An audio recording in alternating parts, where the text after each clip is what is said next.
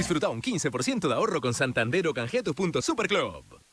Desde tu celular podés seguir a Longobardi en Twitter, en @radiomitre. Presenta este momento Experta Seguros, la compañía que combina experiencia con innovación para ofrecerte coberturas a medida.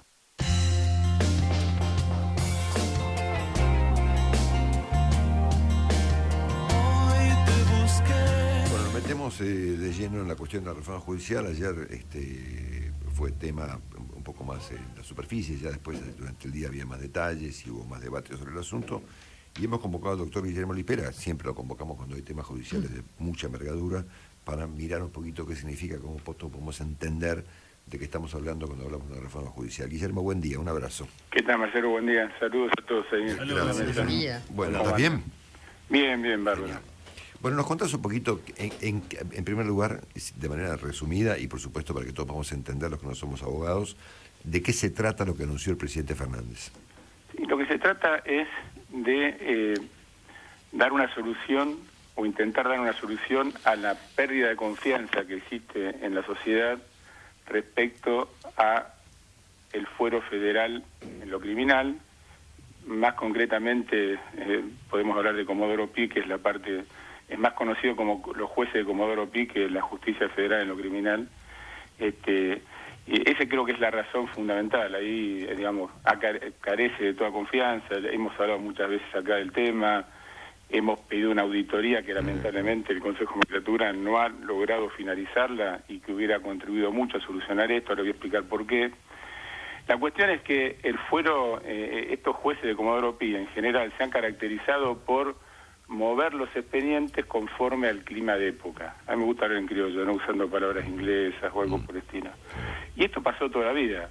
En algunos momentos paraban los expedientes para no investigar, otros momentos aceleraban los expedientes para investigar, según para dónde fuera el clima de la opinión pública de turno, ¿no? Esto lo hemos hablado en tu programa 1000 veces. Para poner un poco de solución a esto, nosotros en su momento, y lo explicamos mucho en tu programa, propusimos, decir, bueno, a ver, ¿por qué no terminamos con este tema así genérico de que son todos malos o que todos cajonean y no sé cuánto? Y pedimos al Consejo la auditoría, es decir, que se audite los últimos 20 años, es decir, de 2016 hacia el 96, que fue donde empezó a descomponerse más el fuero de Comodoro Pi, para que se viera con exactitud si era tan cierto o no cierto que había expedientes que quedaban cajoneados durante 2, 3, 4 años y de golpe resucitaban y empezaban a andar con una velocidad fenomenal. Lamentablemente, esto hay que decirlo, fracasó rotundamente la auditoría. No la hicieron. No la hicieron, lo hablamos 1000 veces, eso hubiera solucionado mucho de todo esto, pero bueno, otra propuesta que se venía hablando desde hace mucho tiempo era, bueno, a ver, son demasiados pocos jueces, los jueces de Comodoro Pi, que manejan temas altamente sensibles y que además, altamente sensibles me estoy refiriendo a delitos contra la acción pública, no sé, por ejemplo, un tema de corrupción en el Estado, funcionarios y demás, y era un tema altamente sensible como para que lo manejen muy pocos jueces, además sospechados de no ser absolutamente independientes y valientes. Entonces, aumentar la cantidad de los juzgados era una solución, nos parece, a nosotros siempre nos pareció que era loable, sobre todo porque no tienen solamente los delitos de corrupción. Anoche lo explicaba Pañi muy bien en su programa, que también tiene una cantidad de denuncias, investigan todo lo que es el relativo con la droga, que cada vez está creciendo más, con lo cual un juez que tiene en su despacho 1000 expedientes, 1500 expedientes en trámite, es imposible que además pueda llevar debidamente cada uno de sus temas, sobre todo cuando toca temas muy delicados que le pueden estar afectando a algún funcionario de turno que en ese momento tenga mucho poder. Entonces, aumentar la cantidad de juzgados no es incrementar gasto, es simplemente, tenemos una justicia nacional, que es la que está en Capital Federal. Hay dos justicias, la nacional, que se ocupa de los delitos comunes, y la federal, que se ocupa de esos casos que comentaba recién, que es la de Comodoro Pi. Como ahora la Ciudad de Buenos Aires ya es un estado en sí mismo, separado, ya no es un municipio, quedan una cantidad de juzgados que se llaman nacionales en lo ordinario, que están tramitando casos comunes. Entonces, deberían pasar esos juzgados para ser consecuentes a la ciudad de Buenos Aires. Con lo cual, es una buena oportunidad para decir, bueno, que no pasen todos, que una parte de estos juzgados que ya están trabajando y que ya hay presupuesto para ellos, queden en el Estado Nacional y pasen a ser federales, con lo cual no habría un aumento. Pero, y por otro lado, ¿qué tendríamos? Más juzgados para poder llevar mejor todos los expedientes por temas de corrupción o por temas de droga, y además también, y esta es una parte importante, uno puede controlar o puede influir sobre 12 jueces, pero influir sobre 30, 40 jueces prácticamente es imposible. Esta es una parte que suena muy fea por decirlo, pero es verdad.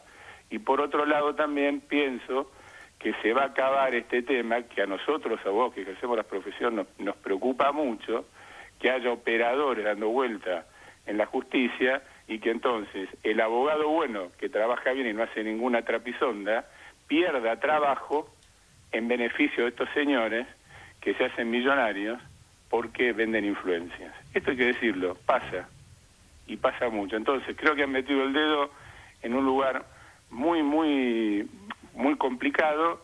Vale la pena la iniciativa, creo que hay que apoyarla, y en paralelo esto va a funcionar muy bien si realmente el Consejo de Magistratura sigue a fondo con el tema de las auditorías, porque si no pareciera que, bueno, al final, está bien, se cajonean los expedientes, se apuran o se desaceleran cuando uno, según el tiempo, pero al final no hay sanciones a nadie, no hay castigos. Habrán visto lo que pasa con las denuncias. ¿Qué pasa con la denuncia de Juan Rodríguez? Todavía sigue dando vueltas. La de Canicova Corral todavía está dando vueltas. Sí, esto yo creo que es muy buena iniciativa, hay que complementarla con la auditoría para que también los jueces sean juzgados, investigados, y terminar con esta historia de utilizar palabras muy rimbombantes como lo feo, todo eso, que ya, la verdad a mí no lo creo para nada. Esto es una cosa, es un invento absoluto, porque pasó siempre en Argentina esto, y que es que se acomoda, nada más. Entonces, acá, y la tercer pata, Marcelo, me parece muy importante, es que la Corte confirme el fallo de Cámara que declaró inconstitucional la ley que hoy regula el Consejo de Magistratura. ¿Por qué es inconstitucional, dijo la Cámara?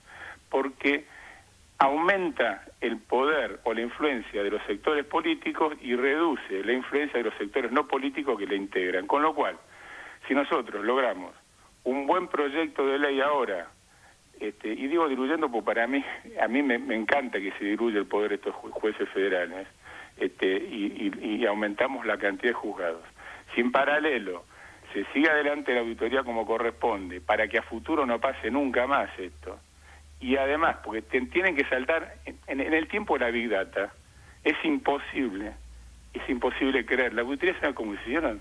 Le hicieron con papelito, mandaban papeles, el Consejo de Magistratura, a cada juzgado, y cada secretario llenaba el casillero. ¿Cómo puede ser que no tengamos digitalizado el Poder Judicial? La plata que se gasta en el Consejo de Magistratura tiene más de 1000 empleados. Entonces, ¿cómo no pueden tener un sistema que permita, en tiempo y forma, ver en qué manera trabajan, con qué velocidad trabajan? Se puede sacar estadísticas, se puede sacar de todo. Lamentablemente eso no está pasando. Y si en paralelo, además, se vuelve a la ley vieja del Consejo de Magistratura, nada más que la Corte tiene que confirmar el fallo, solo eso falta. Entonces tendríamos nuevamente un Consejo despolitizado, porque en realidad el Consejo fue creado, palabras de Vidal Campos, para amortiguar la influencia de los partidos políticos a la hora de seleccionar los candidatos a jueces. Lo que se ha logrado con la reforma, que es la 20080 del 2006, es que nuevamente se politice, y hoy la manejan los políticos, y los que no somos políticos, que tenemos representantes en el Consejo, están pintados, con lo cual es algo integral que se tiene que hacer para que realmente sea provechoso. Acá está Willy, Guillermo. Willy, doctor, un abrazo, Willy Coban. Te hago una consulta, digamos, históricamente, por ahí esto es injusto para Alberto Fernández, pero históricamente, digamos, el kirchnerismo ha presentado reformas que en la teoría y en el relato son, digamos, todas muy para aplaudir. Recuerdo que en su momento, cuando se habló de la ley de medios, se decía que era para la pluralidad de voces, y todos sabemos que era más para quedarse, digamos, con Clarín en ese momento, ¿no? Entonces ahora lo que muchos sospechan es que detrás de una iniciativa muy interesante como la que vos estás formulando, en realidad el problema es cómo se van a nombrar los nuevos jueces, o el famoso tema de las subrogancias, que ese sí es un capítulo, Guillermo, que vos nos alertaste en su momento. Sí. O sea, ¿cómo juega esa situación entre las buenas intenciones y las prácticas que hemos visto de colonización con funcionarios de justicia legítima en todos lados, digamos? Hasta ahora no conocemos la letra chica del proyecto. Okay. Hay que ver si pasan juzgados que están vacantes, si pasan juzgados que no están vacantes. Hay que ver cómo es el proyecto. Yo no puedo hablar de algo que no conozco en cuanto a la letra chica, y por eso mismo también estoy diciendo, cuidado, todo esto es muy lindo en la medida en que la Corte declare inconstitucional la actual ley del Consejo de Magistratura, porque tenemos que despolitizar la integración de la Corte. Es decir, la influencia del poder político en la Corte es fenomenal, pero tenemos que volver a la vieja ley, la originaria, que se sancionó en la década del 90, que daba un equilibrio en el cual ningún gobierno de turno podría influenciar decididamente. Por eso esa es una pata clave para que esta iniciativa funcione. Yo en realidad pienso que por algunas personas que están asesorando al presidente y todo, que son muy bien intencionadas, ¿no? Sí, claro. Pero creo que la iniciativa es buena. Tenemos que apoyarla, tenemos que, obviamente, ver cómo se va instrumentando después, tenemos que participar activamente, y obviamente que todas las veces que haga falta voy a salir para decir esto me parece bien, me parece mal, públicamente, pero en paralelo, por eso enfatizo, si el Consejo de la Magistratura no se despolitiza, no hay reforma que valga. La Corte, ¿saben cuánto hace que tiene este tema para resolver? Desde noviembre del 2015. La Cámara ya dijo que es inconstitucional esta ley. Ley sancionada en el 2006. Y estamos esperando que la Corte diga, exacto, es inconstitucional. Confirmar, nada más. Con eso cambió absolutamente el tablero en el Consejo de Magistratura, y podemos lograr tener una integración de no políticos que mitiguen el riesgo de que el Consejo actúe conforme el poder de turno. Sin eso no hay reforma que valga. La seguimos pronto, Guillermo. Gracias por esta explicación preliminar. Te mandamos un abrazo. Igualmente, Marcelo, gracias.